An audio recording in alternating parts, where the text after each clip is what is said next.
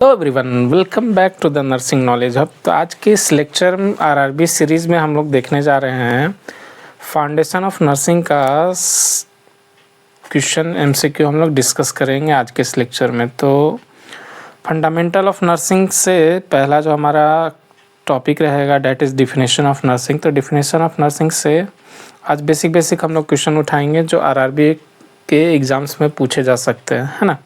तो स्टार्ट करते हैं। पहला जो हमारा क्वेश्चन है वो हम लोग देख लेते हैं। तो why which of the following phrase best describes the science of nursing. तो कौन सा ऐसा फ्रेज है जो बेस्ट डिस्क्राइब करता है, यानी सबसे अच्छा डिस्क्राइब करता है द साइंस ऑफ नर्सिंग को। ठीक है, तो इसमें फर्स्ट हमारा जो ऑप्शन है वो क्या है, application of clinical skill. Second हमारा holistic approach in patient care. Third हमारा बॉडी ऑफ नर्सिंग नॉलेज। और फोर्थ है हमारा art of specialised nursing care. तो जो साइंस ऑफ नर्सिंग होता है ना, साइंस ऑफ नर्सिंग है, इसको सबसे अच्छा डिस्क्राइब कौन करेगा, तो हमारा डिस्क्राइब करता है बॉडी ऑफ नर्सिंग नॉलेज, है ना। बढ़ते हैं सेकंड क्वेश्चन की ओर। तो सेकंड क्वेश्चन क्या कहता है, the unique function of the nurse is to assist the individual sick और well in the performance of those activities contributing to health और इट्स रिकवर।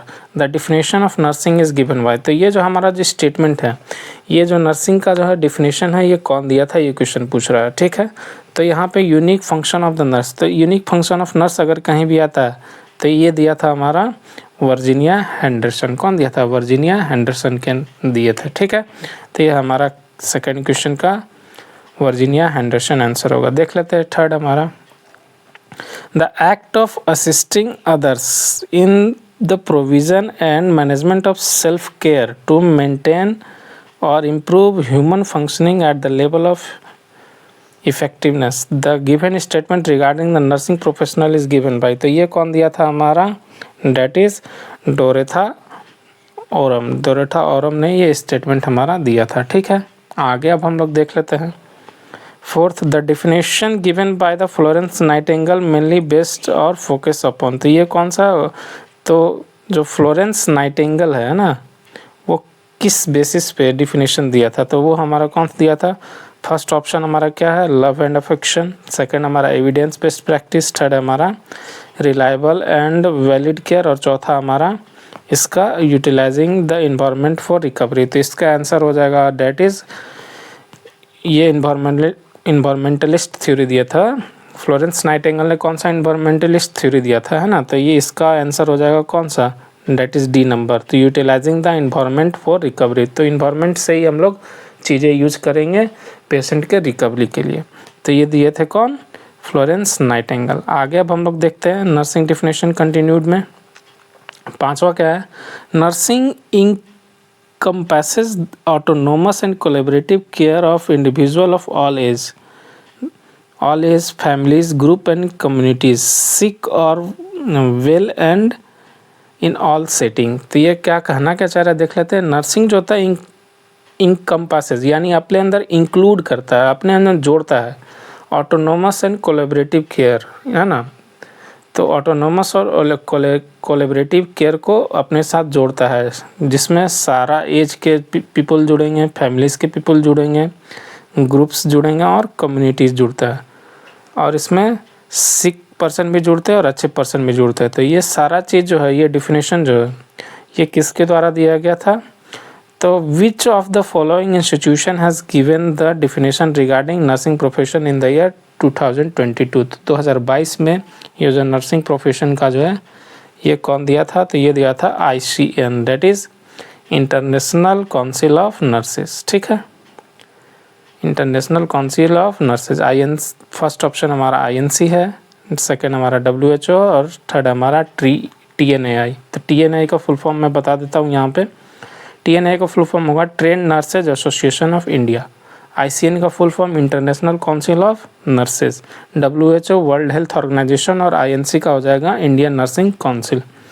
तो ये जो स्टेटमेंट है 2022 का, ये कौन दिया था, ICN दिया था ना। कौन दिया था, ICN, that is international council of nurses. आगे अब हम लोग बढ़ते हैं छठा क्वेश्चन की तरफ। तो छठा क्वेश्चन क्या हमारा देख लेते हैं।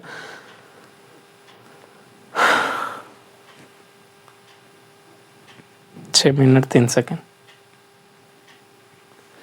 Which of the following agency defines the nursing and its values at nursing is the protection, promotion and optimization। तो nursing क्या है? protection है, promotion है और optimization of health and abilities, prevention of illness and injury, alleviation of suffering through diagnosis and treatment of human response। तो ये जो term था, ये जो स्टेटमेंट था, ये कौन दिया था? तो ये स्टेटमेंट दिया था हमारा American nurse association, that is ANA। इसको ब्रैकेट में ANA भी बहुत जगह देखने को मिलता है, अमेरिकन नर्सेज एसोसिएशन, है ना। फर्स्ट ऑप्शन हमारा क्या है? WHO, world health organisation. Second हमारा Indian nursing council, INC। Third है हमारा ANA, that is American nurses association. और चौथा है हमारा international council of nurses, that is ICN। तो ये हमारा क्या हो जाएगा? सिक्स्थ का आंसर कौन सा हो जाएगा? That is C। आगे अब हम लोग बढ़ते हैं, का आंसर कौन सा हो जाएगा? That is C। आगे अब हम लोग बढ़ते हैं। Adaptation model of nursing with 5 major needs for human physiology was developed by the sister. तो एडेप्टेशन मॉडल कौन दिया था? तो adaptation model of nursing with 5 major needs, तो 5 मेजर नीड्स को कौन दिया था? कलिस्टर रॉय, है ना। तो कलिस्टर रॉय ने दिया था एडेप्टेशन मॉडल, याद रखेंगे। और नर्सिंग थ्योरी से रिलेटेड मेरा एक शॉर्ट्स बना है, वो आप लोग जाके दे सकते हैं कि कौन से नर्स ने या फिर कौन से महानुभाव ने कौन सा थ्योरी दिया था, है ना। ये आप लोग जाके ज़रूर देख लेगा, इससे आप लोग को कन्फ्यूजन दूर हो जाएगा। देख लेते हैं 8वां क्वेश्चन क्या है। The word nurse is rendered from the Latin word that is nutrix. Nutrix से, लैटिन वर्ड न्यूट्रिक्स से हमारा जो है नर्स वर्ड जो है निकाला गया है, विच refers the actual meaning of. Actual meaning इसका क्या होता है? तो हमारा नर्स का जो है एक्चुअल मीनिंग क्या होता है? टू नरिश, है ना। फर्स्ट ऑप्शन हमारा क्या है? केयर। सेकंड है हमारा B, क्योर। थर्ड है हमारा नरिश और चौथा हमारा न्यूट्रिशियस। तो इसका करेक्ट आंसर हो जाएगा, नर्स का मतलब क्या होता है? नरिश, उसको पालना, नरिश करना, है ना। 9th क्वेश्चन देख लेते हैं क्या है हमारा। The knowledge based nursing practice and core skill for this profession mainly depends on the. तो नॉलेज बेस्ड नर्सिंग प्रैक्टिस और core skill for this profession mainly depends upon. तो ये किस पे डिपेंड करता है? हमारा डायग्नोसिस, इंटरवेंशन और इवैल्यूएशन, ठीक है। तो ये किस पे? तो यही नर्सिंग प्रैक्टिस और कोर स्किल में, इसमें हम लोग को क्या ज़रूरत पड़ता है? अपना दिमाग, अपनी बुद्धि और अपने विवेक से हम लोग क्या करेंगे? डायग्नोसिस करेंगे, उसके बाद इंटरवेंशन करते हैं और इवैल्यूएशन करते हैं। तो नर्सिंग प्रोसेस में जनरली हमारा कितना प्रोसेस होता है? 5 प्रोसेस होता है, ठीक है। तो पहले हम लोग डाटा करते हैं, उसके बाद क्या करते हैं? गोल डिसाइड करते हैं, प्लानिंग करते हैं, डायग्नोसिस करते हैं, इंटरवेंशन करते हैं और एवोल्यूशन करते हैं। ये सारे चीज़ नर्सिंग प्रोसेस के स्टेप्स होते हैं, ठीक है। International council for nurses was first established in, तो ICN, date is ICN, international council of nurses जो था वो कब बना था हमारा? तो ये बना था हमारा 1899 में। 1899 में ये क्या था? बना हुआ था हमारा ना, ठीक है। सेक्शन की तरफ अब हम लोग बढ़ते हैं, that is history of nursing के बारे में। तो हिस्ट्री ऑफ नर्सिंग में देख लेते हैं। 11th क्वेश्चन होगा हमारा क्या? The first school of nursing was established bye. तो फर्स्ट स्कूल ऑफ नर्सिंग जो है इस्टेब्लिश किया गया था किसके द्वारा? तो फर्स्ट ऑप्शन हमारा वर्जीनिया हेंडरसन। सेकंड हमारा थियोडर फ्लिंडर। थर्ड हमारा ऑप्शन है डेट इज़ फ्लोरेंस नाइटिंगेल। और फोर्थ ऑप्शन हमारा इसाबेल हैम्पटन। तो ये जो था हमारा हिस्ट्री ऑफ नर्सिंग का जो है फर्स्ट स्कूल जो था इस्टेब्लिश किया गया था किसके द्वारा? थियोडर फ्लिंडर के द्वारा। फ्लोइडर जो थियोडर फ्लिंडर थे, उन्होंने फर्स्ट स्कूल ऑफ नर्सिंग हमारा इस्टेब्लिश किया था, है ना। आगे अब हम लोग देख लेते हैं next question. B, that is international day for nurses nurse is celebrated on. तो ये आप लोग ज़रूर बताएंगे कमेंट्स में। फर्स्ट ऑप्शन क्या है? December 1, सेकेंड 12 मई, थर्ड 2 जून और फोर्थ हमारा क्या है? 1 मई। तो इसका आंसर कौन सा हो जाएगा? 12 मई। 12 मई को जो है फ्लोरेंस नाइटिंगेल का जन्म हुआ था और उन्हीं के जन्म पे दिवस पे हम लोग क्या मनाते हैं? नर्स इंटरनेशनल नर्सेज डे हम लोग मनाते हैं, है ना। अब देख लेते हैं तो फ्लोरेंस नाइटिंगेल का जन्म कब हुआ था, तो ये बहुत ही फेमस क्वेश्चन है और पूछा जाता है। तो इसका आंसर कौन सा होगा, first option that is 12 May 1820।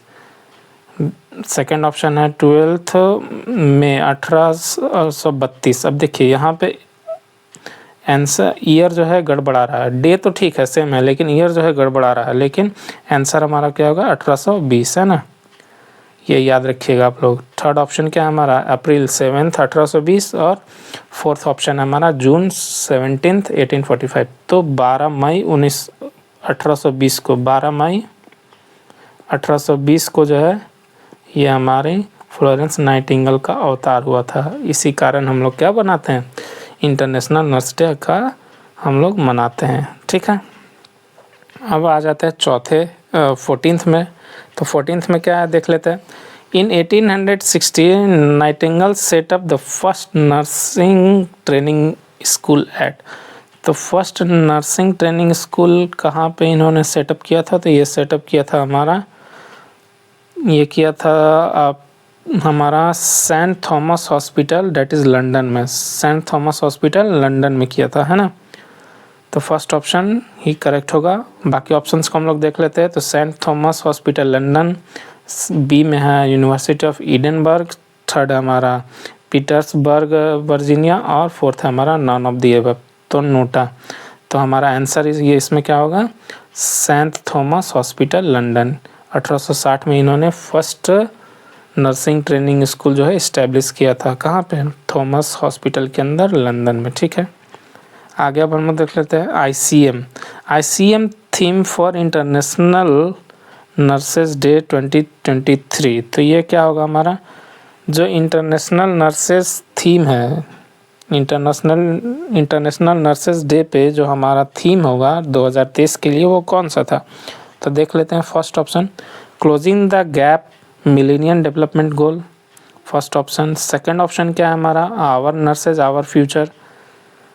Third option है क्या है हमारा, that is nurses a voice to lead, invest in nursing and respect rights for secure global health. और फोर्थ ऑप्शन हमारा क्या है, that is nurses a voice to lead health for all. तो इसमें मैं डिस्कस करना चाहूँगा कि 2023 में जो है ये नर्सेज इंटरनेशनल नर्स थीम था हमारा, आवर नर्सेज आवर फ्यूचर, है ना, that is option number B. 2022 में था हमारा नर्स, ये जो nurse a voice to lead, ये हमारा वॉइस टू लीड, ठीक है। ये जो था ये था 2022 में, ये था 2021 में, ठीक है। और क्लोजिंग वाला जो था हमारा वो नहीं था, तो क्लोजिंग वाला ऑप्शन कहीं नहीं है, ठीक है। तो 2022 में था ये हमारा लंबा सा स्टेटमेंट, और ये छोटा सा स्टेटमेंट क्या था हमारा 2021 में, है ना। 11 नंबर पे तो क्या था हमारा, in which year the Florence Nightingale award was instituted by the ministry of health and family welfare government of India. तो मिनिस्ट्री ऑफ हेल्थ के द्वारा जो है फ्लोरेंस नाइटिंगेल अवार्ड कब से देना स्टार्ट किया गया था, ये हमारा क्वेश्चन है। तो फर्स्ट ऑप्शन क्या हमारा 1947, सेकंड ऑप्शन है हमारा 1965, थर्ड ऑप्शन है 1952, और फोर्थ ऑप्शन है 1973। तो इसका जो आंसर होगा वो होगा 1973, डेट इज़ 1973। तो 1973 में जो है ministry of health and family welfare ने फ्लोरेंस नाइटिंगेल अवार्ड दिया गया था। इसमें क्या गया था कि जो नर्सिंग के फील्ड में एक्स्ट्रा वर्क करती है, एक्स्ट्रा परफॉर्मेंस देती है, उनको अवार्ड दिया जाता है, ग्लोबल रिकॉग्निशन दिया जाता है, ठीक है। आगे अब हम लोग देख लेते हैं legal and ethical aspects in nursing, ठीक है। तब हम लोग देख लेते हैं 17th नंबर क्वेश्चन, एथिकल। तो एथिक्स इन नर्सिंग पे हमारा जो एक वीडियो बना हुआ है, आप लोग जाके देख सकते हैं फाउन के प्लेलिस्ट में, यानी फाउंडेशन नर्सिंग के प्लेलिस्ट में आप लोग जाके देख सकते हैं। वीडियो का टॉपिक है हमारा, टाइटल है एथिक्स इन नर्सिंग, इसमें अच्छे से मैंने इन सभी पॉइंट्स को समझाया हुआ है, ठीक है। 17th नंबर अब हम लोग क्वेश्चन की ओर बढ़ते हैं।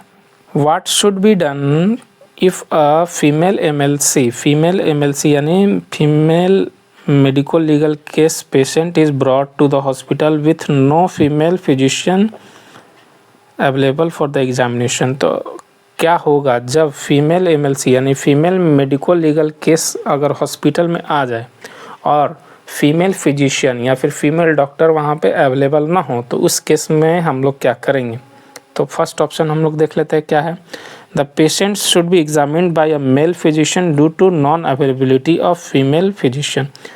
तो पेशेंट जो है वो फीमेल पेशेंट जो है मेल फिजिशियन के द्वारा ही एग्जामिन किया जाएगा। क्यों? क्योंकि due to non availability of female physician, अगर फीमेल फिजिशियन नहीं है तो उस केस में। सेकेंड देख लेते हैं। The patient should be examined by a male physician with a female health care worker present. तो सिर्फ मेल ही, फर्स्ट केस में क्या बोल रहा है कि सिर्फ मेल ही फिजिशियन जो मेल ही डॉक्टर वो डायरेक्ट जाकर एग्जामिन कर देगा। सेकेंड ऑप्शन में क्या बोल रहा है कि जो मेल डॉक्टर है वो एक फीमेल को साथ में लेकर उस पेशेंट को एग्जामिन करेगा। मेडिको लीगल केस को फीमेल मेडिको लीगल पेशेंट जो है उसको एग्जामिन करेगा। थर्ड ऑप्शन हमारा क्या है, the patient should B not examine until the female physician is available. तो पेशेंट को हम लोग एग्जामिन नहीं करेंगे जब तक फीमेल फिजिशियन डॉक्टर नहीं आ जाता। और फोर्थ ऑप्शन क्या है हमारा, the female should be sent to a different hospital for female physician. और हम लोग फोर्थ ऑप्शन क्या है कि हम लोग क्या करेंगे कि फीमेल फिजिशियन डॉक्टर जहाँ पे अवेलेबल है उस हॉस्पिटल में हम लोग भेज देंगे। तो ये जो डी ऑप्शन है ये तो बिल्कुल गलत है, सी ऑप्शन बिल्कुल गलत है। अब ऑप्शन फंसता है हमारा ए और बी में। तो देख लेंगे क्या कि ये गाइडलाइन होता है WHO का या फिर इंडियन पिनल IPC का, यह गाइडलाइन है कि अगर कोई मेडिकल लीगल केस आता है तो उस केस में क्या करेंगे, मेल फिजिशियन जो है वो एग्जामिन करेगा लेकिन एक फीमेल हेल्थ केयर को ले लेगा अपने साथ, यानी फीमेल हेल्थ केयर वर्कर को हमेशा प्रेजेंट रखेगा। डैट इज़ या तो वो नर्स हो सकती है या फिर कोई और हो सकता है। ठीक है, तो इसका आंसर हो जाएगा 17th का B. That is the patient should be examined by a male physician with a female health care worker present, है ना। देख लेते हैं next question, that is 18th। Which of the following is not a value essential for professional nurse. तो professional nurse के लिए कौन सा वैल्यू एसेंशियल नहीं है, नॉट एसेंशियल, यहाँ पे नॉट पूछा हुआ है।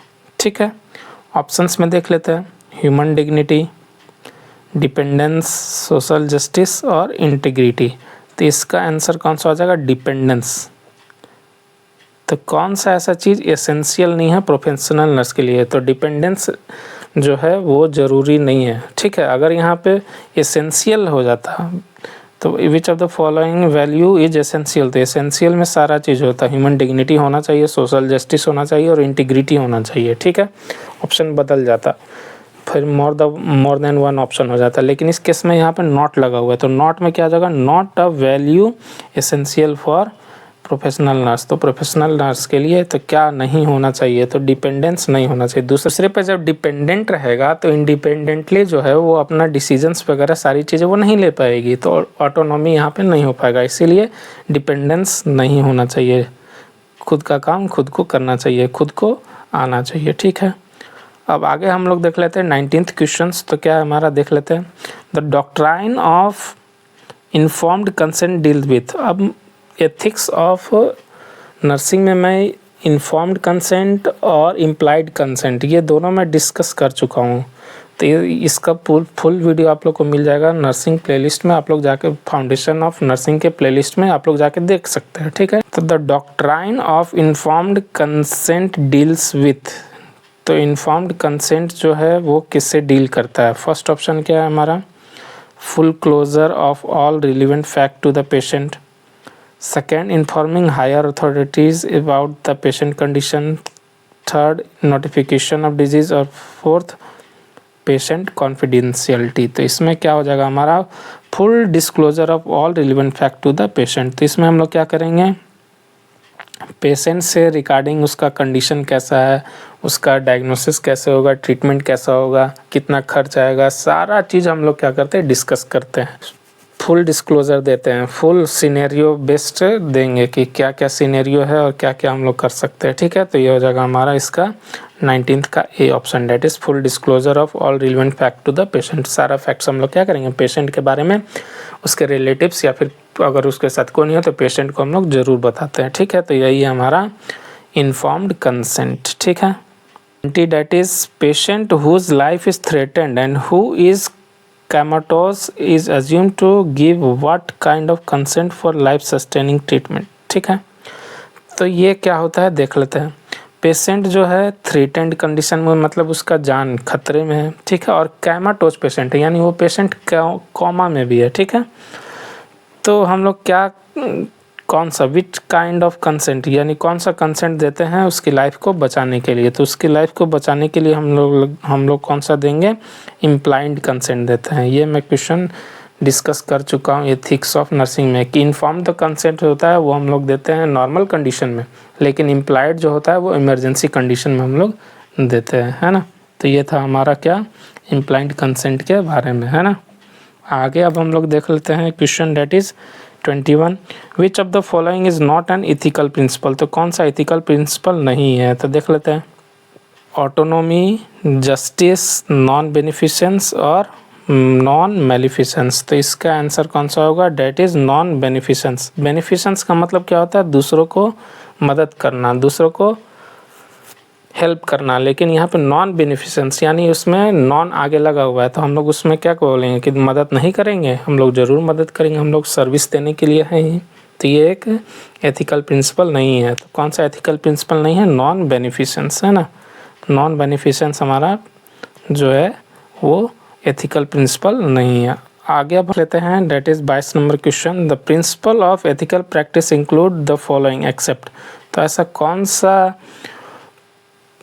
ऑप्शन है जो कि एथिकल प्रैक्टिस को इंक्लूड नहीं करता, यानी एथिकल प्रैक्टिस नहीं है। देख लेते हैं। फर्स्ट ऑप्शन मेलिफिसेंस, सेकंड हमारा बेनिफिसेंस, थर्ड हमारा जस्टिस और रिस्पेक्ट फॉर ऑटोनॉमी। तो मेलिफिसेंस का मतलब क्या होता है हमारा, हार्म।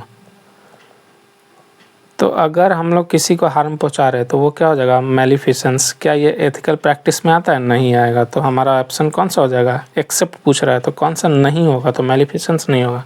अगर हम लोग किसी को हार्म नहीं पहुंचा रहे हैं तो वो हो जाएगा हमारा नॉन मेलिफिसेंस, और हार्म अगर पहुंचा रहे हैं तो वो हो जाएगा हमारा मेलिफिसेंस, है ना। तो ये दो वर्ड होते हैं।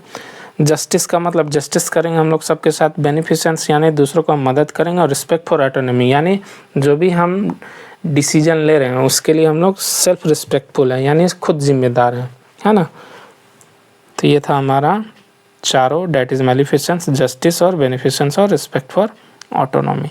23वां हम लोग क्वेश्चन देख लेते हैं। All of the following are true regarding deontology except. Deontology क्या होता है ये अब हम लोग देख लेते हैं। तो इसमें हम लोग क्या करते हैं, ये एथिकल थ्योरी होता है जिसमें हम लोग क्या करते हैं, मोरालिटी और एक्शन के बेसिस पे हम लोग क्या करते हैं, जज करते हैं। तो डीओंटोलॉजी एक साइंस बोल सकते हैं। ये क्या है, स्टडी है या फिर साइंस है जिसमें कि हम लोग एथिकल प्रैक्टिस में हम लोग क्या करते हैं, स्टडी करते हैं कि क्या वो सही है वो या फिर वो गलत है। रूल्स के बेसिस पे, कंसिक्वेंस के बेसिस पे हम लोग क्या करते हैं, जज करते हैं। इसका ऑप्शन देख लेते हैं। It focuses on the consequence of action, यानी ये इसमें क्या पूछ रहा है कि कौन सा चीज़ डीओंटोलॉजी के रिस्पेक्ट में सही नहीं है। ठीक है, सही नहीं है, एक्सेप्ट, ऐसा कौन सा चीज़ है वो सही नहीं है। तो first option, it focuses on the consequence of action. ठीक है, अगला अब हम लोग देख लेते हैं। It encompasses natural law. ये क्या करता है, इनकम्पास करता है, या नेचुरल लॉ को ये अपने अंदर लेके आता है। ठीक है। It incorporates dutiful actions of the individual. ये ड्यूटीफुल एक्शंस को क्या करेगा, इनकॉर्पोरेट करेगा। It is also known as formalism. तो इसका आंसर कौन सा होगा, it focuses on the consequence of actions. तो क्या करता है ये, इसका कहने का मतलब क्या है, इस स्टेटमेंट का कहने का मतलब क्या है कि जो मन में आए वो कर दे, लेकिन हम जो भी कंसिक्वेंस आएगा या यानी जो भी फल आएगा उसके लिए हम जिम्मेदार नहीं हैं। तो इसका कहने का मतलब ये है इस स्टेटमेंट का। आगे अब हम लोग देख लेते हैं। When a nurse इंटर्स the patients room for administering medication, यानी कि जो नर्स है वो आती है दवा देने के लिए किसी पेशेंट को। She notices that the patient's food remained on the table, और वो देखती है कि पेशेंट का जो खाना है वो टेबल पे रखा हुआ है। वो आगे क्या करती है, helping the patient in providing food and then administering the medication is the act of, यानी सबसे पहले वो उसको खाना खिलाएगी, उसके बाद क्या करेगी, उसको दवा देगी। तो वो दवा देगी तो ये क्या हो जाएगा, ये कौन सा चीज़ आएगा, तो देख लेते हैं। फर्स्ट ऑप्शन बेनिफिसेंस है, मेलिफिसेंस है, नॉन मेलिफिसेंस है और इम्पैथी है। तो इसका ऑप्शन क्या जाएगा हमारा, बेनिफिसेंस। हम लोग उसको क्या कर रहे हैं, बेनिफिट प्रोवाइड कर रहे हैं, ठीक है। सबसे पहले हम लोग उसको फूड दे रहे हैं, उसके बाद क्या कर रहे हैं, हम लोग दवा दे रहे हैं। तो ये किस में आ जाएगा, बेनिफिसेंस में आ जाएगा। ये पूछा हुआ था एम्स रायपुर ग्रेड 2 में, ठीक है। आगे अब हम लोग देख लेते हैं 25वां number question, that is which of the following ethical principle refers to the doing good to the client, doing good to the client. तो बताइए आप ही लोग इसके लिए इसका आंसर कौन सा हो जाएगा, कौन सा होना चाहिए, बेनिफिसेंस होना चाहिए, ऑटोनॉमी होना चाहिए, जस्टिस होना चाहिए या फिर नॉन मेलिफिसेंस होना चाहिए। तो इसका आंसर होगा हमारा बेनिफिसेंस। अगर हम लोग दूसरों के साथ अच्छा करते हैं तो ये किसके अंदर आएगा, बेनिफिसेंस के अंदर आएगा। नॉन मेलिफिसेंस यानी हार्म नहीं पहुंचाना, ऑटोनॉमी खुद के डिसीजंस के लिए रिस्पॉन्सिबल, और जस्टिस सबके साथ इक्विटेबल बिहेवियर, किसी के साथ ना ज़्यादा ना किसी के साथ कम।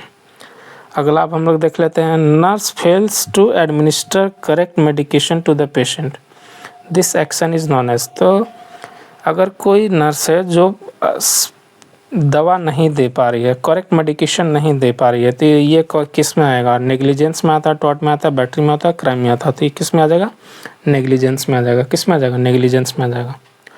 तो नेग्लिजेंस जो होता है, मान लीजिए नेग्लिजेंस और मैल प्रैक्टिस, ये दो वर्ड हैं जो जनरली पूछे जाते हैं और बहुत कन्फ्यूजन होता है। तो इसको मैं डिस्कस करना चाहूँगा कि नेग्लिजेंस और मैल प्रैक्टिस क्या होता है, देख लेते हैं। तो मैल प्रैक्टिस वो सारी चीज़ें होती है, जैसे यहाँ पे इस केस में हम लोग दवा नहीं दे पा रहे, तो दवा अगर हम नहीं दे पा रहे तो ये क्या होगा, नेग्लिजेंस हो गया। लेकिन दवा का जो रूट अगर हम चेंज कर दे रहे हैं ना, तो मान लीजिए देना है IM और दे दे रहे हैं IV, तो ये किस में आ जाएगा, मैल प्रैक्टिस में आ जाएगा, ठीक है।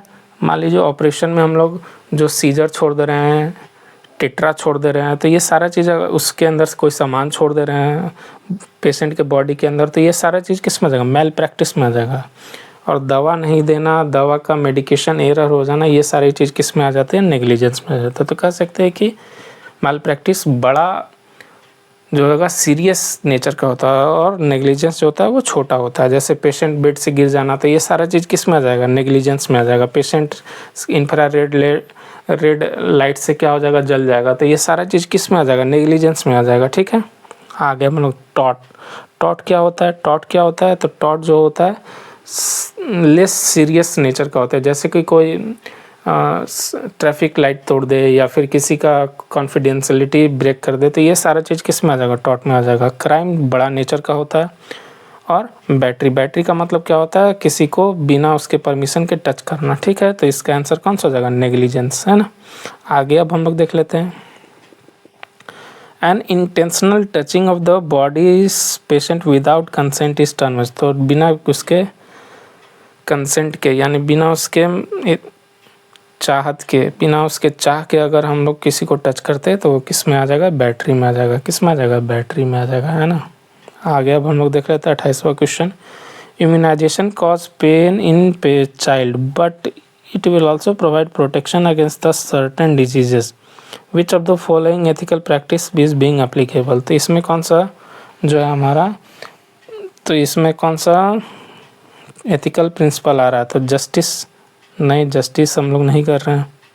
बेनिफिसेंस, तो इसका आंसर क्या हो जाएगा, बेनिफिसेंस कर रहे हैं। अगला देख लेते हैं, नॉन मेलिफिसेंस और ऑटोनॉमी। तो इसका आंसर कौन सा होगा, बेनिफिसेंस। हम लोग क्या कर रहे हैं, बेनिफिट प्रोवाइड कर रहे हैं ना। तो अगर हम लोग इम्यूनाइजेशन दे रहे हैं जिससे कि उस पर्सन को बहुत सारी डिजीजेस नहीं होगी, तो इसके लिए हम लोग कौन सा एथिकल प्रिंसिपल फॉलो कर रहे हैं, बेनिफिसेंस, है ना। आगे अब हम लोग देख लेते हैं, डेट इज़ 29। तो 29 कौन सा है, देख लेते हैं। Which of the following ethical principle in nursing is defined as treating all patient fairly and equally. तो इसके लिए कौन सा हो जाएगा, डेट इज कौन सा हो जाएगा, 29 का डी, डेट इज जस्टिस। हम लोग अगर इक्वली और फेयरली ट्रीट करते हैं पेशेंट को, तो इसके लिए कौन सा होगा, विदाउट एनी डिस्क्रिमिनेशन, तो इसके लिए कौन सा होगा, जस्टिस होगा। 30 नंबर क्वेश्चन देख लेते हैं, physician ordered blood transfusion for a client but her father refused blood transfusion. यानी किसी पेशेंट को ब्लड ट्रांसफ्यूजन की ज़रूरत है लेकिन उसके पिताजी बोलते हैं कि हम ब्लड ट्रांसफ्यूजन नहीं कराएंगे। तो विच of the following is the appropriate action taken by the health care. तो हेल्थ केयर के हिसाब से कौन सा सबसे बढ़िया बेस्ट मेथड होगा, अप्रोप्रिएट होगा, देख लेते हैं। पहला option, try to make the father willing for transfusion. हम लोग उसको मनाएंगे कि ट्रांसफ्यूजन करा लीजिए, नहीं तो आगे चल के दिक्कत होगा, यानी हम लोग उसको मनाने की कोशिश करेंगे उनके फादर को। Second, get court order for blood transfusion. Court के पास चले जाएंगे कि हमको ब्लड ट्रांसफ्यूजन करना है, कोर्ट ऑर्डर दीजिए। Do blood transfusion without listening to the father. बिना फादर के कंसेंट के, बिना फादर के सुने हम लोग क्या करेंगे, ब्लड ट्रांसफ्यूजन कर देंगे अपने आप से। और fourth option, avoid by the father's wishes and inform to the health care provider. तो इसमें हमारा जो आंसर हो जाएगा वो कौन सा हो जाएगा, डी। क्या करेंगे, अबाइड बाय द फादर। तो फादर का जो डिसीजन है उसको रिस्पेक्ट करते हुए हम लोग क्या करेंगे, इन्फॉर्म करेंगे हेल्थ केयर प्रोवाइडर को। डेट इज़ जो ऑन ड्यूटी हमारा जो डॉक्टर होगा इस, या फिर जो भी फिजिशियन होगा उसको हम लोग क्या करेंगे, इन्फॉर्म करेंगे कि भाई ऐसा ऐसा सीन है, उनके फादर ऐसा ऐसा बोल रहे हैं, तो आगे क्या किया जाए आप बताइए, ठीक है। फर्स्ट में तो nurse administered wrong dose of medication to a client. Upon realizing the mistake she immediately reported to the authority and did incidental report. मान लीजिए कोई नर्स है, वो क्या कि रॉन्ग डोज, यानी देना था 1 mg और दे दी 2 mg, तो रॉन्ग डोज दे दी उस दवा का। अब वो रियलाइज़ कर ली कि ये हमसे गलती हो गया और ये जाकर अथॉरिटी को बता दी, यानी जो भी हेल्थ केयर प्रोवाइडर है या फिर जो भी सीनियर है उसको जाकर इन्फॉर्म कर दी और ये इंसिडेंट को लिख दी इंसिडेंटल रिपोर्टिंग में, ठीक है। तो ये क्या शो करता है, अकाउंटेबिलिटी, अथॉरिटी, डिसीजन मेकिंग या फिर रिस्पॉन्सिबिलिटी। तो ये क्या हमारा शो करेगा, अकाउंटेबिलिटी, ठीक है। ये क्या शो करता है, अकाउंटेबिलिटी शो करेगा, ठीक है। आगे अब हम लोग देख लेते हैं, the common patient's right to refuse treatment is an example of. तो ये किसका एग्जाम्पल है, ये हमारा एग्जाम्पल होगा कॉमन लॉ। किसका एग्जाम्पल है, कॉमन लॉ का एग्जाम्पल होगा। तो पेशेंट जो है वो राइट, उसके पास राइट रहता है। पेशेंट के 5 राइट्स होते हैं, 5 R होते हैं, ठीक है। और दवा देते समय भी 5 R, ये सारा चीज़ हम लोग देखेंगे आगे, डिस्कस करेंगे।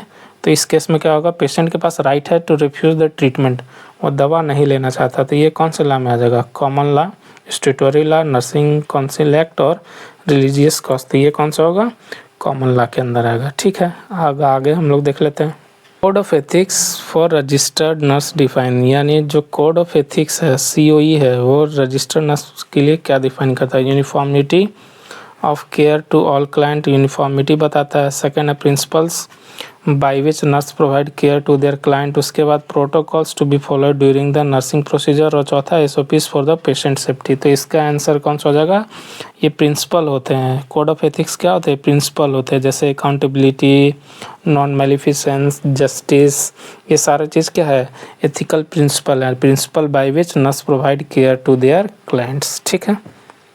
आगे अब हम लोग देख लेते हैं 35वां question, that is which of the following is the nurse best legal safeguard. तो ये नर्स का जो बेस्ट लीगल सेफगार्ड कौन सा है, यानी बेस्ट, ये मान लीजिए कोई नर्स जो है किसी जगह फंस गई है, तो कौन सा ऐसा चीज़ है जो उसको बचा सकता है। तो सबसे पहला क्या है, कलेक्टिव बार्गेनिंग बचाएगा। सेकंड हमारा कॉम्पिटेंट प्रैक्टिस, थर्ड हमारा रिटन एंड इम्प्लाइड कॉन्ट्रैक्ट्स, और चौथा हमारा पेशेंट एजुकेशन।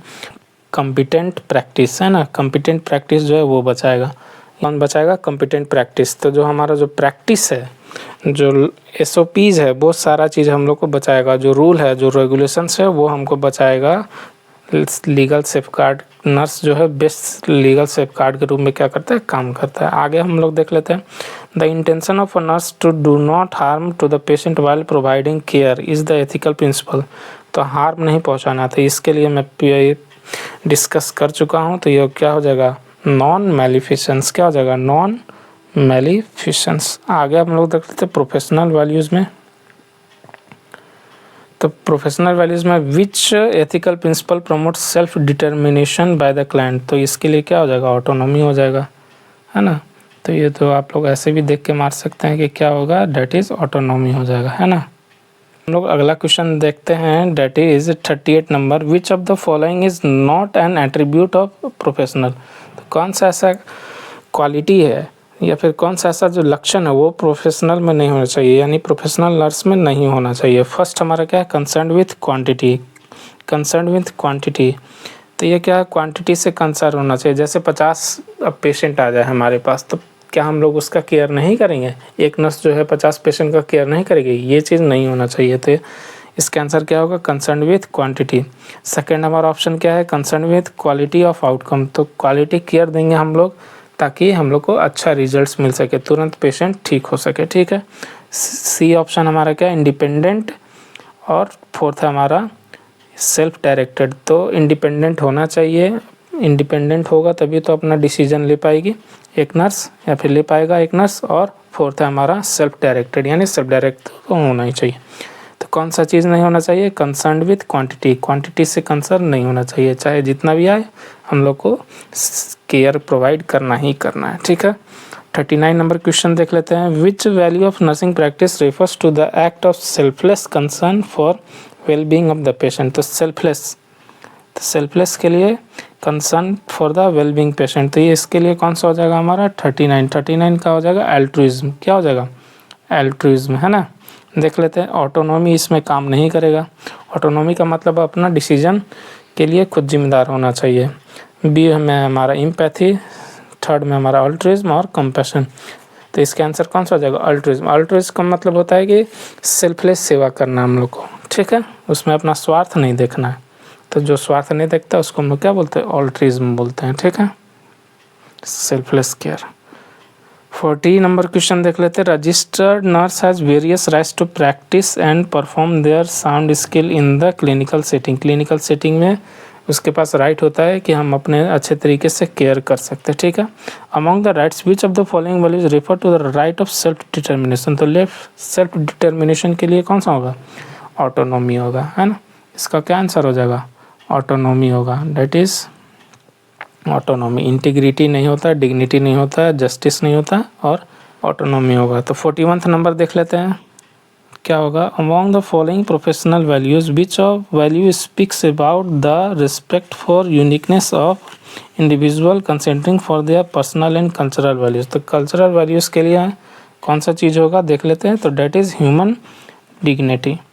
देखिए, प्रोफेशनल वैल्यूज़ में speak for the respect of uniqueness and individual considering for their personal and cultural values, यानी कौन सा ऐसा चीज़ है जिसके कारण हम लोग क्या करेंगे, उसका रिस्पेक्ट करेंगे, उसके यूनिकनेस का।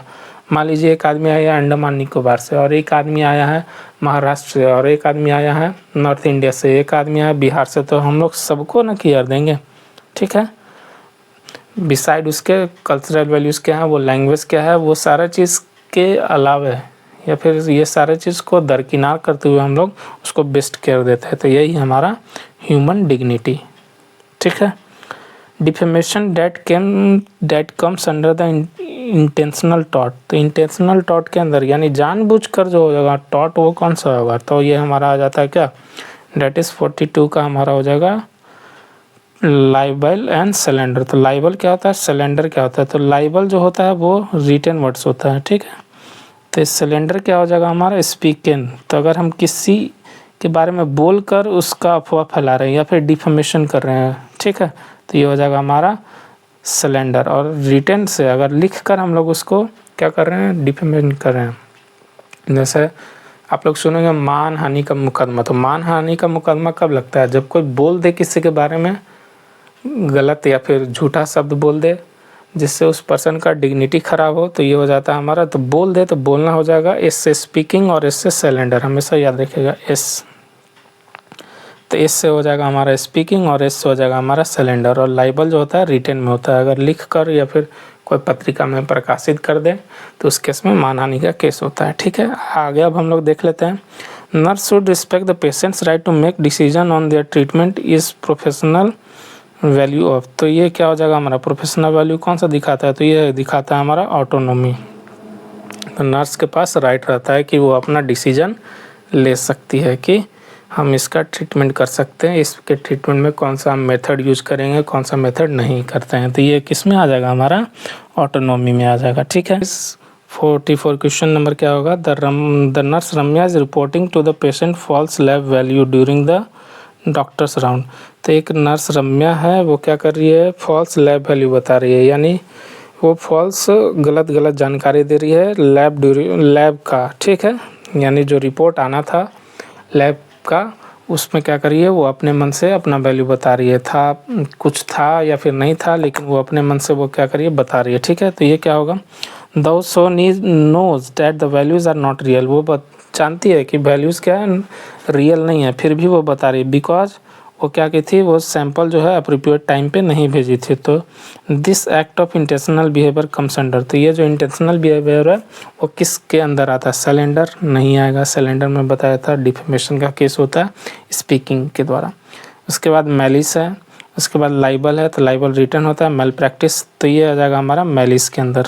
इसका आंसर कौन सा होगा, मैलिस, है ना।